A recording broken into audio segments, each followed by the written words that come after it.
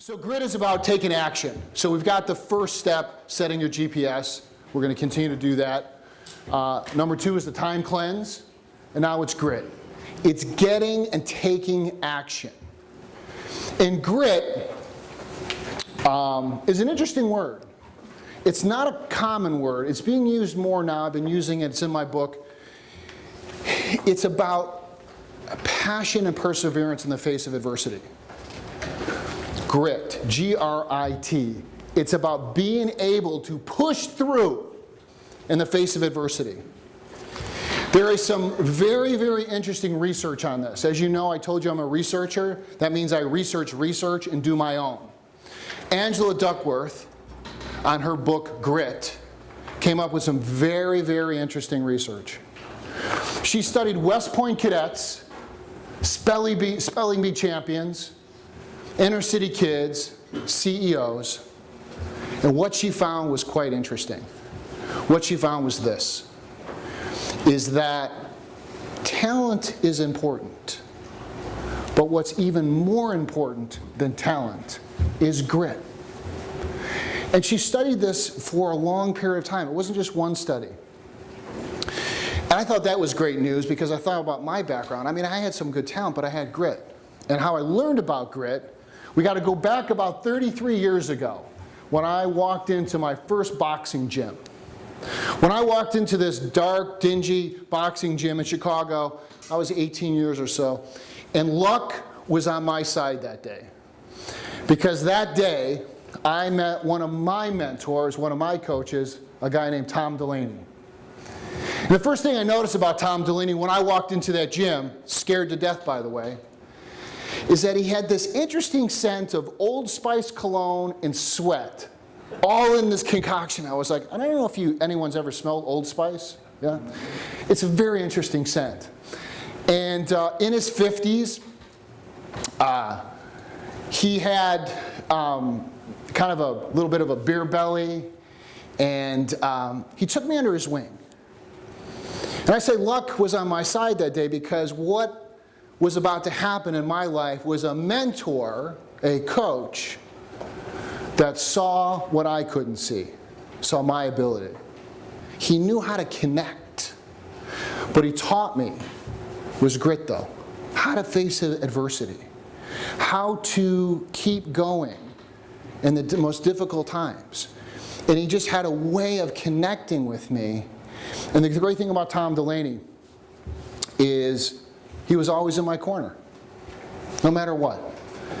In the ring, outside of the ring, he was in my corner. If I had difficult times, troubles, when I had tough fights, he was just there. It wasn't about winning or losing. It was about being in the corner. And what I believe when we talk about grit and about coaching is that everyone should have a Tom Delaney in their corner that sees who you truly are, what your capabilities are. Because each and every one of you, I guarantee you, have some blind spots. And when we get into grit, we're going to talk about that. And I'm going to show you how I've broken this down. But what Tom Delaney was for me became a model for me to be for others. That became my service work. How could I be Tom Delaney for other people? How could I be in the corner for other people? And that became my life's work. But it wasn't until that day where he saw something in me that I couldn't see. Here's a picture of me and Tom about a year or two ago.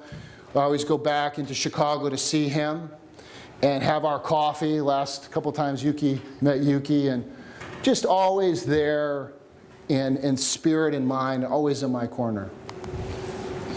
Because I believe this. High performers always do it themselves, but they never do it alone. You see, when we look at your lives, it may be a coach, it may be a mom, it may be a dad, but you never do it alone. You look back at your life. Somebody was there for you. Somebody helped you. But you had to do the work. You're doing the work here. I can't do the work. I'm showing you the path, but you've got to do it.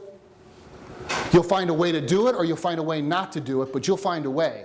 And it won't be in the middle of the road. Because if you are in the middle of the road, you are not on the road. Is that correct? Yeah, you'll find your way. But this whole thing about grit, it starts with the G, and that's going for it. You heard me talk about making a decision? You've got to make a decision. And here's the thing. If you haven't made a decision about a goal, that's totally okay. You're better off saying, you know what, I'm not going to decide right now, I'm not going for that, than pretending that you're going for it. Got it? Got it. Guys are getting serious. I know it's lunch. Got it? Got it. Right. This next 45 minutes, when I was exposed to this almost 20 years ago, 25 years ago, is life-changing. I don't say that lightly, because once you find your blind spot, there's an interesting thing. You can never not know what you know after that point. I'm going to say that again. You can never not know what you discovered. You can choose not to do anything about it. When I said it wasn't your fault if you're not getting what you want, I truly meant that. Because when you're in a blind spot, you can't see what you can't see. You can't see it. So here's a question for you. There's going to be a couple questions. What's the number one question you keep asking yourself about your life or your business? And it goes like this if you need a little help. Why can't I fill in the blank like Bob?